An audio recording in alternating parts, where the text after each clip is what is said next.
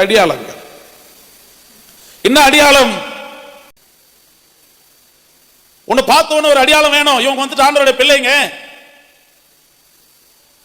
இவங்க பேச்சில மாற்றம் வந்துச்சு ஒரு அடியாளம், இவங்க நடத்தல ஒரு மாற்றம் வந்துச்சு அடியாளம், இவங்களுடைய செயல்களில் ஒரு மாற்றம் வந்துச்சு அடியாளம். ஏன் என்று சொன்னால் இவங்க பரிசுத்த ஆவியினாலே அபிஷேகித்த பிள்ளைகள், ஒரு அடியாளம் வந்துச்சு, மாற்றம் வந்துச்சு.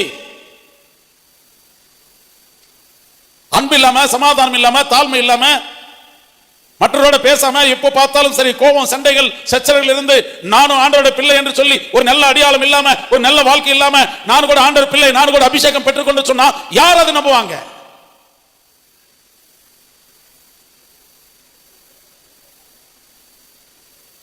చూడండి, దేవుడు అతనికి క్రొత్త మనసు అనుగ్రహించండు. ఆ దినమనే అతనికి ఏం కనిపిస్తున్నాయి?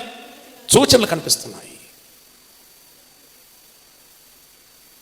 దేవుని బిడ్డలో దేవుని ఆత్మ వచ్చిన తర్వాత సూచనలు కనపడాలి.